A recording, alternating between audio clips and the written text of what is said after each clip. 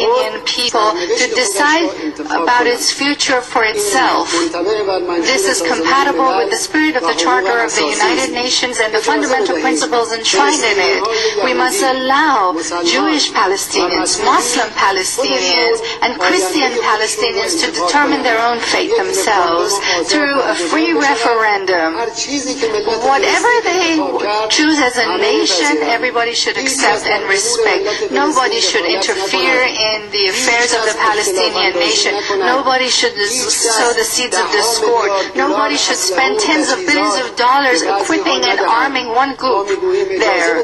We have to say, allow the Palestinian nation to decide its own future, to have the right to self-determination for itself. This is what we are saying as the Iranian nation. Mr. President, I think many members of our audience would like to hear a clearer answer to that question. That is,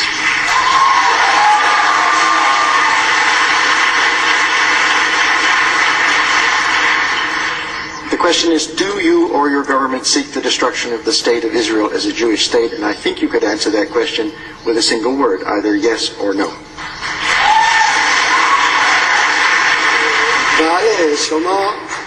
You ask the question and then you want the answer the way you want to hear it. Well, this isn't really a free flow of information. I'm just telling you what my position is. I'm asking you, is the Palestinian issue not an international issue of prominence or not? Please tell me, yes or no? There's a plight of a people. The answer to your question is yes. Well, thank you for your cooperation. We recognize there's a problem there that's been going on for 60 years. Everybody provides a solution, and our solution is a free referendum. Let this referendum happen, and then you'll see what the results are. Let the people of Palestine freely choose what they want for their future. And then what you want in your mind to happen, there will happen and will be realized. Second question, which was posed by President Bollinger earlier and comes from a number of other students. Why is your government providing aid to terrorists? Will you stop doing so and permit international monitoring to certify that you have stopped? Well, I want to pose a question here to you. If someone comes and explodes bombs around you, threatens your president, members of the administration, kills the members of the Senate or Congress, how would you treat them? Would you award them, or would you name them a terrorist group? Well, it's clear. You would call them a terrorist.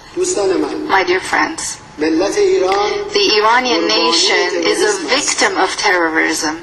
For 26 years ago, where I work, close to where I work, in a terrorist operation, the elected president of the Iranian nation and the elected prime minister of Iran lost their lives in a bomb explosion. They turned into ashes. A month later, in another terrorist operation, 72 members of our parliament and high-ranking officials, including 4 ministers and 8 deputy ministers' bodies were shattered into pieces as a result of terrorist attacks. Within 6 months, over 4,000 Iranians lost their lives, assassinated by terrorist groups. All this carried out by the hand of one single terrorist group. Regretfully, that same terrorist group now, today, in your country, is operating under the support of the U.S. administration, working freely, distributing declarations freely, and their camps in Iraq are U.S. government.